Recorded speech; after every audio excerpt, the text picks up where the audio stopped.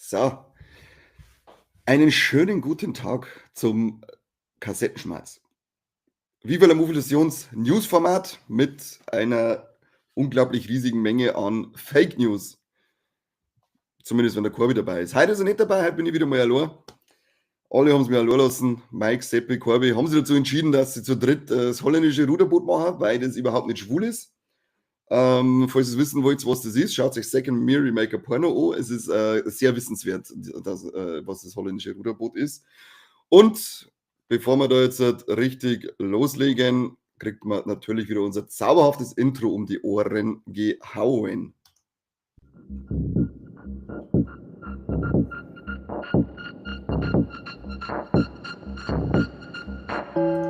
Hier ist der beste bayerische Podcast der Welt mit den Kassettenthemen. Viva la Movilusion.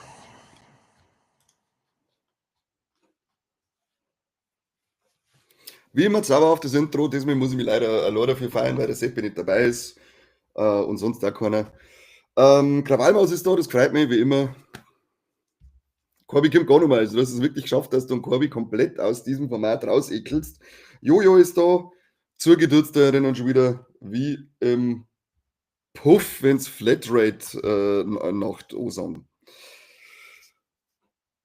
Ja, ich weiß jetzt auch nicht, soll ich mir noch ein wenig beim Warten? Ich glaube nicht. Da habe ich eigentlich keine Lust, ich muss Ghost of Tsushima spielen. Ah, der Batman ist auch da. Da wird mir gleich wieder angemalt. Ah, du bist ja der Mo von der Krawallmaus, du interessierst ja keinen, du. Hast sie ja vom Markt genommen. Danke für nix, Batman, danke für nix. Wie gesagt, ich muss gleich loslegen, weil ich muss Ghost of Tsushima weiterspielen. Das ist eine Sucht, hat ein riesiges Suchtpotenzial und mir jetzt schon wieder voll in den Eiern. Das Wichtigste, gleich mal vorweg, diesen Freitag, 21. März, ist wieder Nacht des guten Geschmacks im Cineplex. Mittlerweile auch in Waldkraiburg. Also wir haben es jetzt in Erding, Neufahren, Waldkraiburg und Vilsbiburg. Waldkraiburg waren wir noch nicht, werden wir aber auch demnächst einmal in Angriff nehmen. Neufahren waren wir schon, das ist ganz witzig. Neufahren ist ein bisschen sensibel, haben wir festgestellt. Aber dazu ein anderen Mal mehr. Diesen Freitag läuft auf alle Fälle From Dusk Till Dawn in der Nacht des guten Geschmacks. Leider sind wir diesmal nirgends vertreten, weil es das erste Mal ist, dass wirklich alle an diesem Scheißtag schon was vorhaben. Aber naja, der Film macht ja ohne uns Spaß und es kennt euch ja danach dann noch unseren Podcast dazu anhören. Wir haben da schon mal was aufgenommen. Fleißig wie wir sind, haben euch da schon mit Infos versorgt, nämlich auch zu diesen inoffiziellen Director's Cut, nenne ich es jetzt einfach mal, mit den ausgeschnittenen Szenen, die es noch gibt. Der wird nicht im Kino laufen, aber wir haben das ein bisschen für euch besprochen. Also hört unsere Folge an und dann ab in die Nacht des guten Geschmacks. Notiert euch ja gleich die nächsten Termine, weil wir werden als nächstes dann im April, meine Donnie Darko zeigen und im Mai haben wir dann Shutter Island dabei. Es wird noch Double Feature voraussichtlich geben. Da sage ich jetzt noch nicht mehr dazu, das ist noch nicht eingetütet. Aber sobald das offiziell ist, erfahrt es natürlich aus erster Hand bei uns. Das war das Allerwichtigste. Der Rest ist eigentlich alles langweiliger Scheiß.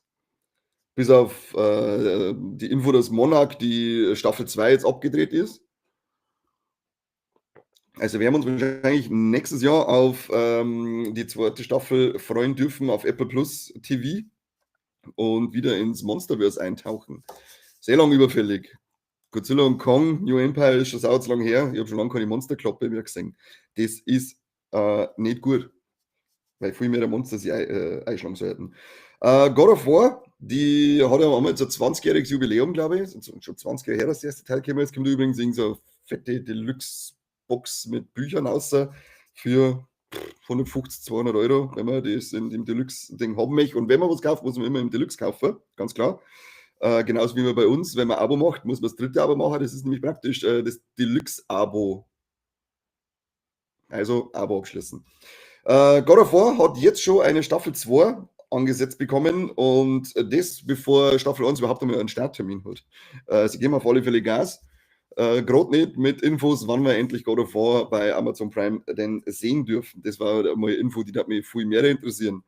Aber naja, da halten sie sich noch ein bisschen bedeckt. Und eine weitere Serie, die verlängert worden ist Percy Jackson auf Disney Plus. Nächstes Jahr um die Zeit sollte Staffel 2 laufen. Jetzt haben sie schon Staffel 3 angekündigt. Finde ich cool, da ja die Filme damals nicht fertig erzählt worden sind. Und die erste Staffel fand ich sehr cool umgesetzt bisher. Da habe ich Bock drauf. Hat euch einer die erste Staffel gesehen von Percy Jackson? Dann schreibt es mal in die Kommentare, wie es euch gefallen hat. Heute muss ich noch mehr trinken, weil ich muss mir halt wieder allein mundfusselig reden. Fusselig. Fusselig. Für unsere Anime-Fans haben wir auch eine Verlängerung, nämlich Jujutsu Kaisen ist jetzt um eine dritte Staffel verlängert worden und da wird dann der Culling Game Arc behandelt. Muss ich sagen, habe ich, der BA ist da, sehr schön, habe der BA. Und Krawall, was hat's gesehen? Deswegen mal Daumen hoch. Erstens mal für das, dass du es angeschaut hast und dass dir scheinbar gefallen hat. So mag ich das, wenn die Leute Ahnung haben.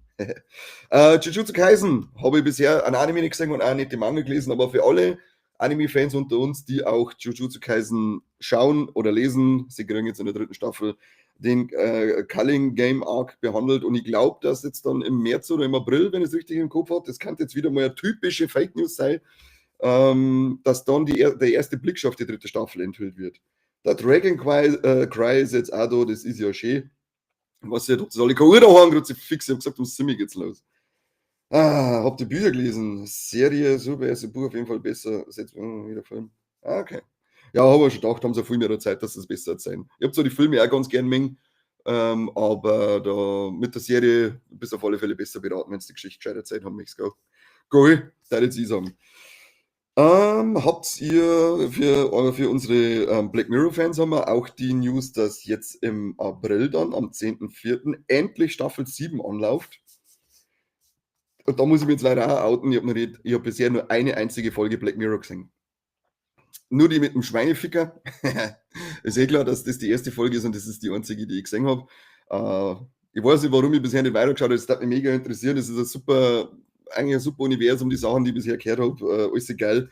Aber ich habe es bisher nicht geschafft, dass mich jetzt nur, wie heißt Bandersnatch, glaube ich, den Film, da habe ich noch mit reingeschaut. Ansonsten bin ich mit Black Mirror echt ein völlig unbeschriebenes Blatt. Zumindest bei Black Mirror. Weil bei Schandtaten bin ich ja gut beschrieben. Hundeliebhaber kämen jetzt dann auch wieder auf die Kosten. Sollten sie vielleicht. Denn der Darren Aronofsky, der ja mit Mother schon mal gesagt hat, dass er richtig abgedrehte Filme machen kann, ist im Gespräch mit Netflix, dass er Stephen Kings Cujo neu adaptiert. Es ist zwar noch nichts bekannt, ob es ein Film oder eine Serie werden soll. Ich gehe mal vom Film aus, weil ich habe das Buch zwar jetzt nicht gelesen, aber wenn man so jetzt einmal den alten Film sich anschaut, dann glaube ich, gibt diese Thematik nicht nur Stoff her für eine Serie. Aber wenn der Darren Aronofsky da hingelangt, dann kann das schon eine verrückte Sache werden, glaube ich. Und vor allem eine hochwertige Sache. Habe ich auf alle Fälle Lust drauf. Schon her, der Dragon Cry, bin ich da allein. Dragon Cry hat Black Mirror auch noch nicht angeschaut, sehr schön. Ich will jetzt mal schief angeschaut dafür und angemalt, aber ja, es gibt so viel anderes Zeug, was man sich anschauen muss, wie Interspecies Reviewers zum Beispiel, die Sachen haben halt dann einfach qualitativ mehr zu bieten und deswegen Vorrang. TTT. So, das glaube ich war es eh schon aus der Welt der Streaming-Anbieter, oder? Lasst mich mal kurz gucken auf meinem schlauen Zettelchen. Bin nämlich richtig oldschoolig und schreibe mir alles auf einen Zettel. Damit ich euch, was heißt euch, eigentlich für mich, damit ich nicht so viel Papier umsonst wegwirf und das zumindest noch mehr Verwendung gefunden hat. Ja. So bin ich richtig nachhaltig. Ich darf es wissen, wenn es das dritte Abo abgeschlossen hätte und euch unseren Nachhaltigkeit anhören darfst. Dann darfst wissen, wie nachhaltig wir sind, wie grün links versifft wir eigentlich sind. Und ist das wissen wir ihr der Natur was Gutes das und zusätzlich an uns was Gutes das wegen der Mitgliedschaft auf Steady, aber ja, nur knauserige Dreckschweine hier. Ich hab's gesagt. Grausige, grausige Dreckschweine seid alle. So, genug und mit dem Namen unserer Hörer machen wir weiter. Sony hat sich an Neil Blomkamp anscheinend geschnappt zum Gespräch. Sie haben nämlich Lust, dass die Starship Troopers wieder auf die Leinwand bringen. Sie wollen kein Remake nicht machen, sondern der Blomkamp soll schreiben und Regie führen und soll einfach den Roman von glaub, irgendwann aus den 50er, Ende 50er, 59, so rum, 58, ist wurscht, als Grundlage nehmen und eine Neuinterpretation dazu starten. Bin zwar gespannt, wie sie das umschiffen wollen, dass alle sagen, das ist ein Remake, aber es ist auf alle Fälle in einem Schreiben mit dabei gewesen, in dieser Meldung, dass es kein Remake wird, sondern auf dem Roman von 1959 basiert. Nachhaltigkeitsfolgen war geil. Ja, Walle ist die geil. Ist eh klar, so wie alle Folgen von uns. Zu Starship Troopers gibt es übrigens auch eine Folge von uns, da könnt ihr dann auch genau raushören, aus welchem Jahr der Roman ist. Da haben wir ein bisschen Bezug drauf genommen. War auch ganz interessant, wenn sich der Blomkamp darum kümmert, weil dem Roman, dem Autor ja da mit dem Roman ein bisschen so ziemlich rechte Gesinnung nachgesagt worden ist. Ja, bin ich mal gespannt, wie sie es dann umsetzen wollen, diese ganze Sache. Aber spricht nichts dagegen. Endlich wieder mal ein geiler Starship Troopers, weil er eigentlich richtig schaubar war, nur der erste. War übrigens auch bei uns in der Nacht des guten Geschmacks. Da war mal ein neu von, wo ich vorher schon erwähnt habe, dass die ein bisschen zart beseitigt sind und Witze nicht so gut verstehen. Vor allem wenn man das neu von als Kurkauf, glaube ich, bezeichnet. Ich weiß nicht mehr genau. War auf alle Fälle ein Riesenmissverständnis, riesengroßes Missverständnis war das. Da hat niemals ein schlechtes Wort über Neufern lassen. Hallo, Neufern, Metropole ist das. Wie kann man da ein schlechtes Wort drüber verlieren? Grausig, grausig. Weicheier. Sadie Sink, bekannt, ich glaube, sie hat die Max gespielt in Star Stranger Things, ist jetzt gecastet worden für den kommenden Spider-Man-Film mit Tom Holland. Man hat aber noch keine Info gekriegt, was sie spielen wird, nur dass jetzt halt offiziell ein Teil des Films ist. Bin mir gespannt. Da bin ich mir gespannt. Auf den Film bin ich allgemein gespannt. Wenn wir jetzt einen Corby dabei hätten, der kann sicher wieder irgendwelche Lügen verbreiten, was Sadie Sink für eine Rolle hat. Er hat ja damals schon Lügen verbreitet, wie der Film heißen wird und was weiß ich. Aber er mag nur mal öffentlich lügen. Er macht es nur noch hinten um mich. Richtig feiger Jager. Was schreibt er da dafür? Aber eigentlich wäre es ja kein Problem, immer wieder mal eine Folge zu schauen, also immer eine. Ja, das stimmt. Man kann immer wieder mal eine Folge einhauen, aber da wir halt nicht, gell, Philipp? Da wir halt einfach nicht. John Wick 5 ist jetzt offiziell in Arbeit laut Lionsgate. Aber sie haben bei der Ankündigung kein Wort zum Keanu Reeves verloren. Da bin ich gespannt. Wir haben ja jetzt dann den nächsten Eintrag im John Wick-Universum mit Ballerina. Mit, wie heißt der, Anna de Palma? Na, wie heißt die gute Frau? Irgendwas mit Anna. Auf alle Fälle eine sehr ansehnliche Frau in der Hauptrolle. Und da glaube ich, hat es schon mal geheißen, dass er vielleicht einen Gastauftritt hat, aber ich weiß jetzt nicht genau, wann der spielt. Wann der Film spielen soll und ob das dann vielleicht nur ein Rückblick wird oder ob er überhaupt wirklich dabei ist oder ob es gerade wieder irgendwelche Fake News sind. Wir sind ja schließlich hier so wie auf Truth Social vom Trump bei uns im Kassettenschmerz. Uns interessiert überhaupt nichts. Wir sagen es einfach und es könnt dann als Nutzer die Sachen berichtigen und Fact-Checks machen. Auf alle Fälle hat der Keanu Reeves da selber schon mal so gesagt, ja, wenn man das Ende von John Wick 4 kennt, dann was mache ich dann noch mit John Wick 5? Aber sag niemals nie. Vielleicht kommt er ja noch, vielleicht wedeln sie ein bisschen so mit Geld und dann sagt er, okay, geh mir dazu. Ich dann gern wieder sagen, weil die Rolle hat ihm gut gestanden, muss ich sagen. Okay, riecht's am Aus und Corby, dass du wieder nett bist.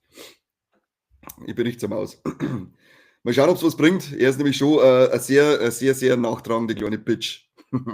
Was ich mir von dem noch Sachen vorhalten lassen muss, die schon hunderte Jahre alt sind. Unglaublich. Aber so ist er einfach, der Corby. So ist er einfach, der Corby. Was haben wir denn hier noch? Wie der Name jetzt ausgesprochen wird, keine Ahnung. Ich springe einfach so aus, wie er da steht. Babak Anwari arbeitet immer noch am Cloverfield-Sequel. Das ist ja schon, was weiß ich, wie lange im Gespräch. Also diesmal ein richtiges Sequel, weil auch dieses Cloverfield Wiederkosten Paradox und 10 Cloverfield Lane, oder ich weiß nicht, ob es so heißt, dann fragt es mich nicht, waren ja immer keine offiziellen Fortsetzungen, bis es auf einmal dann doch waren oder zumindest irgendwie mehr oder weniger dann auch in dem Universum angesiedelt waren. Mit dem Paradox hat man ja dann das erste Mal also wirkliche Verknüpfungen in zum ersten Teil gehabt. Und bei der Vorstellung von seinem neuen Film von dem Anwari, wo ich jetzt keine Ahnung habe, wie der heißt, ist er gefragt worden, wie es da ausschaut, und er hat dann gesagt, er darf leider nichts dazu sagen, aber das Team arbeitet da sehr, sehr engagiert dran und er freut sich, dass er dann einmal irgendwann was dazu präsentieren kann. Also, schreiben wir es einmal nicht ab, was viele schon da haben, das Cloverfield-Sequel. Das ist dann angeblich auch ein richtiges Sequel zum 2008er Cloverfield, 2008 kann es sein, ich weiß es nicht, werden soll. Darf mich jetzt interessieren, schauen wir nach, von wann ist Cloverfield? Habe ich auch schon ewig nicht mehr gesehen. Beim letzten Versuch war ich verkatert wie ein Schwein und hätte mir dann fast ins Bett eingesperrt. Darum habe ich gesagt, nein, kein Found-Footage für einen Kanye Hyde. Cloverfield, wo ist er denn? 2008? Mein Gott, ich bin so klug. Ich bin so gescheit, ich kann mir so viele Sachen so gut merken. Von Matt Reeves ist der sogar. Matt Reeves hat Cloverfield gemacht, da schau her. Die letzten war letzte Nacht zu urteilen, ist der Corby ja gerade sehr eingespannt von seiner Arbeit her. Ja, das stimmt. Corby ist leider, darum fallen die Kassettenschmerz-Sachen für ihn aktuell überhaupt nicht in den Bereich des Machbaren, weil er bis 8, 9 oder sonst was in der Zeche hockt. Aber er kann sich jetzt so mit dem Handy mal so unterm Tisch dazu schalten, das darf schon gehen. Wo ein Wille, da ein Weg. Der Corby mag ich einfach nicht. Danke, Krawallmaus, danke für nichts. Hast mir schon den ersten ausgepackt. Jetzt musst du dafür ganz viele Kassetten schauen und dann bei uns mitmachen, damit wir dann einmal einen weiblichen Anteil haben. Das brauchen wir echt. Wir brauchen ein weibliches Mitglied im Viva la Movilusion. Dass ich meine ganzen frauenfeindlichen, sexistischen Witze machen kann, die von einer Frau abgesegnet werden und dann bin ich nämlich richtig safe und kann sagen, hey, so ist sie genehmigt. Verdammt. Bei über Schwule darf ich es ja schon machen, da ich einen Seppi mit dem Podcast habe, der hat es mir schon erlaubt. Aber mir geht nur die Genehmigung für Frauenfeindlichkeit und Sexismus ab. Wobei es mir eigentlich wurscht ist. Ich schlage Frauen trotzdem, wenn ich mag. Machen wir kein schlechtes Gewissen. Ja, dann mach du einen Corby nicht kaputt. Letzte Meldung aus dieser Filmwelt ist der Martin McDonough, keine Ahnung, wie man den ausspricht, Martin McDonough, sage ich jetzt einfach mal, der bekannt ist für Brücke sehen und sterben, einen der besten Filme aller Zeiten in meinen Augen. Trat ja seinen nächsten Film, Wild Horse 9. Was ist da schon wieder los? Ich habe Corby schon vorgeschlagen, dass ich bei euch mitmache, wenn er mit mir über Harry Potter redet. Wir brauchen keine Dame, die nur einmal für Harry Potter mit dem Corby was macht. Wir brauchen ein festes weibliches Mitglied, das noch weiblicher ist als der Corby. Also eine richtige Frau, nicht so eine Transfrau auf ihrem Corby. Martin McDonough, neuer Film, Wild Horse 9, hat jetzt Steve Buscemi und Sam Rockwell gecastet und das ist schon wieder mal fast der Garant für einen guten Film mit diesem Regisseur und den 2 Schauspieler dazu. Denn diese Donoughs, sind ja, glaube ich, 2 Brüder und egal, was die bisher gemacht haben, das war alles so geil, ob das 3 Billboards Outside Ebbing, Missouri war oder Seven Psychos. Also ich habe mit jedem Film, von denen ich bisher einen heiden Spaß gehabt und vor allem Brücke sind und sterben, sticht für mich da komplett raus, weil der einfach nur geil war. Einfach nur geil. Wir haben die schon gesehen, Krawallmaus, du bist definitiv weiblich als der Corby. Vielleicht von der femininen Einstellung her nicht, aber rein biologisch betrachtet bist du auf alle Fälle weiblich als der Corby. So Leute, gehen wir mal rüber zu den Kinostarts, denn morgen ist schon Donnerstag, der 20.03. und da gehen wir natürlich wieder neue Kinofilmchen und der Film, auf den alle gewartet haben, Schneewittchen, die Realverfilmung mit der Rachel Zegler und der Gal Gadot in den Hauptrollen, Regie von Mark Webb. Und der Film steht ja unter absolut keinen guten Stern. Wird ja sowieso online von den ganzen Incel, Anti-Vogue-Fotzen schon zerrissen ohne Ende. Wegen der Rachel Zegler, aber ich denke mir so, wenn man die Zwerge anschaut, dann habe ich eigentlich eher mit diesen kreisligen CGI-Manschkerl ein Problem als mit der Schneewittchen-Darstellerin. Aber wer bin ich, dass ich das beurteilen kann? Who am I to judge, wie es so schön heißt. Auf alle Fälle läuft der ab morgen im Kino. Da ist ja auch die Premiere ist ja, glaube ich, dann irgendwie abgesagt worden oder zumindest reduziert worden, dass, glaube ich, nur Fotos machen haben dürfen die Journalisten und keine Interviews geführt worden sind. Ganz komisch. Also ich bin gespannt. Ich sehe da einen riesigen Flop auf uns zukommen. Aber gut, Disney macht ja einigermaßen viel Geld. An anderer Stelle. A Working Man, Jason Statham ist wieder mal on the road und haut Leuten auf die Schnauze. Mit dem Vorschlag haben wir scheinbar, wenn ich mir das Poster anschaue, Der Film, auf den ich mich richtig freue, ist diese Woche mit dem Jack Quaid, der Mr. No Pain oder wie aus dem Original Novocaine. Mr. No Pain, naja. Auf den habe ich schon richtig Bock, der glaube ich kann richtig lustig werden. Und was sagt der Philipp schon wieder? Irgendwie wird jeder Real-Disney-Film wegbockt, aber ich fand jetzt Aladdin und die Schöne und das Biest eigentlich recht schön. Die zwei, muss ich sagen, sind tatsächlich auch meine absoluten Favoriten, was die Realfilme angeht. Ich fand das Susi und Strolch nicht schlecht. Der war okay, hätte ich jetzt einmal gesagt. Peter Pan fand ich eine furchtbare Gurke. Was haben wir denn noch gehört? Ariel war grauenhaft Text und da weiß ich auch nicht, warum man sich vorher über die Hauptdarstellerin beschwert hat. Wenn ich nämlich allein an die rappende Möwe denke, dann hat der Film ganz, ganz andere Probleme als irgendwelche Hautfarben. Und was haben wir noch für Filme gehabt? Welche Realfilme? Cinderella habe ich nicht gesehen. Dumbo war auch nicht meins. Ja, König der Löwen. Weiß nicht, was ich zu dem Film sagen soll. Er ist natürlich gut und es ist eine wahnsinnige Technik, aber für mich gehen halt sämtliche Emotionen verloren in diesem Film. Aber es ist bei mir sowieso so, dass ich bei alle Disney-Filme, bei denen es eine Realverfilmung geht, immer aufs Original, auf den Zeichentrick drüber greifen wird. Mulan war eine Katastrophe. Ja, also für mich jetzt nicht direkt eine Katastrophe. Ich fand ihn ganz cool, weil er halt ein bisschen eigenständiger war. Also direkt das Remake, das fand ich eigentlich ganz gut an dem Film. Aber natürlich hätte ich gern wieder geheißen, der kleine Drache Mushu, kann es sein? Den hätte ich natürlich gern dabei gehabt. Das ist ein riesiger Minuspunkt. Nur kurz weiter mit den Kinostarts. Wir haben hier noch Das Licht von Tom Tykwer, keine Ahnung. Der hat, glaube ich, auch das Parfüm gemacht, oder? Er macht nur Filme mit das am Anfang. Das ist anscheinend sein Ding. Niki Dessin-Fall, keine Ahnung, Französisch kann ich nicht sprechen. Die Altonites mit dem Robert De Niro, das mögen wir, Robert De Niro mögen wir gern. Wenn der wieder mal was macht. The Last Showgirl, die Akademie, Privileg und der Rest ist, glaube ich, lauter Mist. Imagine Dragons Live from the Hollywood Bowl, das kann man sich anschauen, Bowl. Spuren von Bewegung vor dem Eis, ja.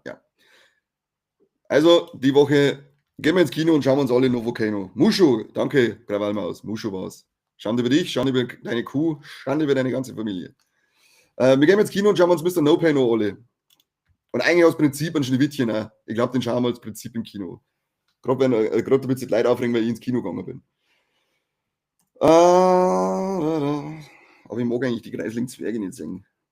Warum da kann ich nicht einfach Zwergen, Menschen, wie sagt man, Midgets? Na, so noch heißen es nur in die Pornos.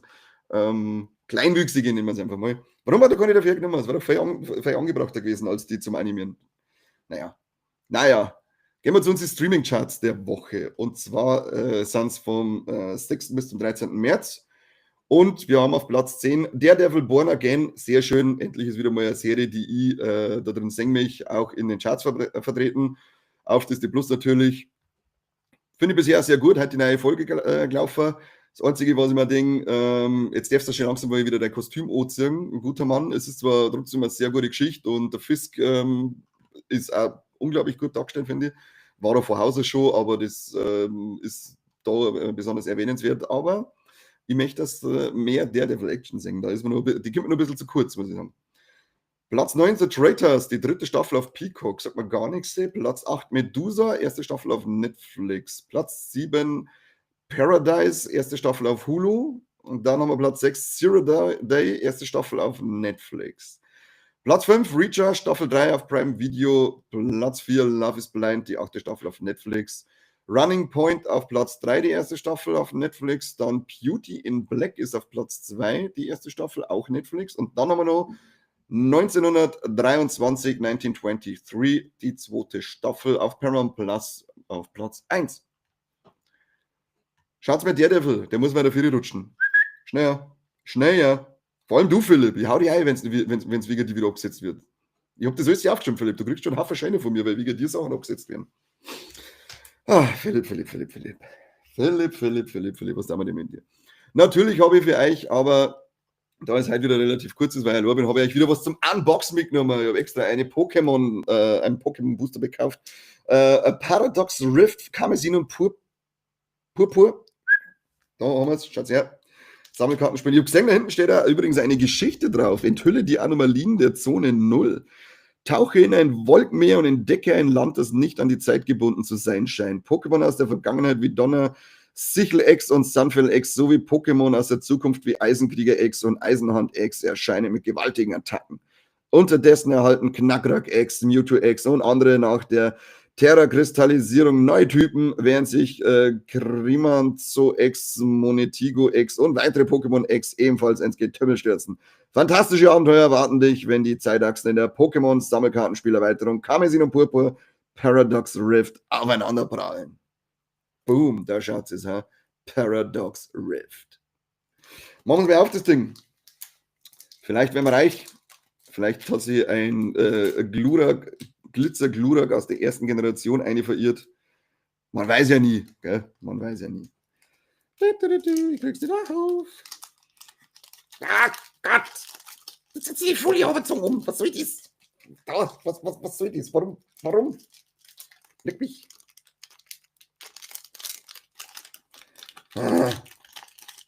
So, ich hab's geschafft.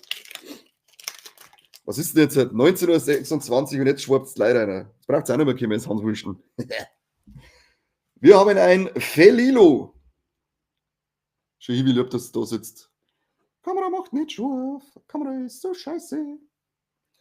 Linfu, Fußkick und Niederprügler. Der Niederprügler gibt es morgen in München im Zenit bei KIZ im Moshpit. Herrje, was kannst du eigentlich?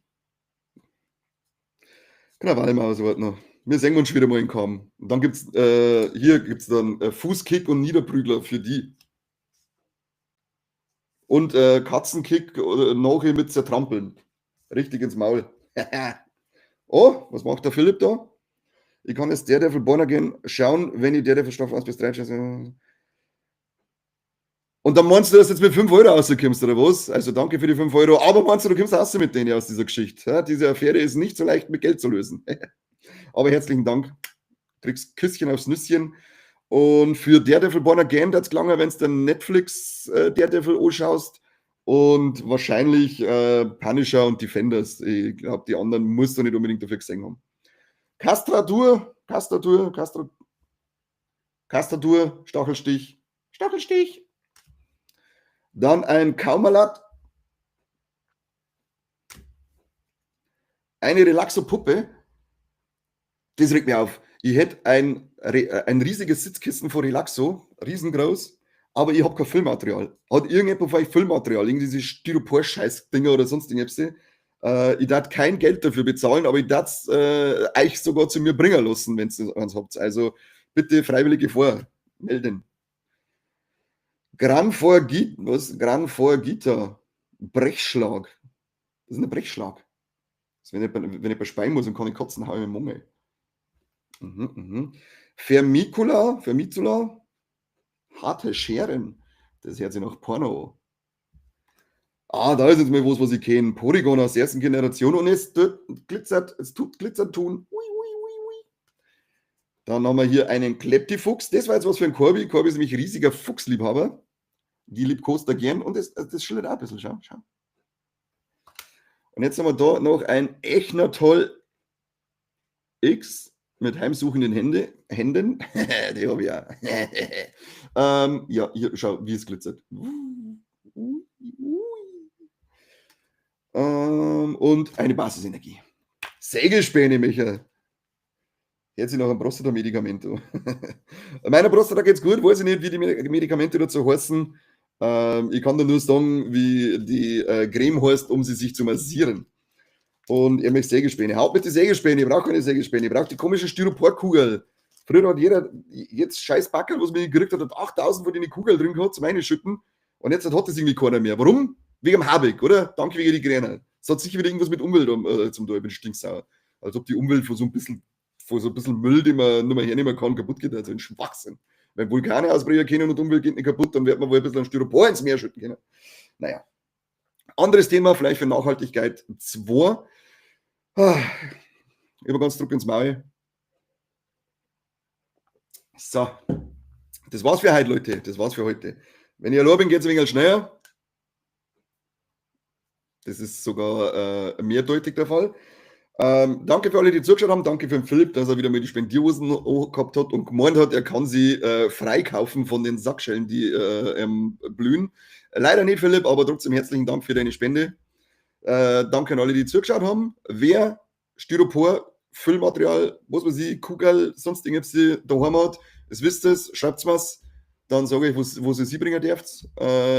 Unentgeltlich natürlich. Und dann hört sich heute noch die neue Folge an, die der Mike und der Corby aufgenommen haben, zu Mächte des Wahnsinns, einen schönen alten Streifen vom John Carpenter mit dem Sam Neill in der Hauptrolle. Und ja, da kann nichts verkehrt gehen. Toller Film. Sollte man sich auf alle Fälle anschauen und die Folge dazu anhören. Ansonsten sehen wir uns nächste Woche wieder zum Kassettenschmerz und hören uns bei einer neuen Folge. Und ihr geht am Freitag in die Nacht des guten Geschmacks in das Cineplex eurer Wahl. Ich verabschiede mich jetzt, muss weiter mit Ghost of Tsushima werkeln,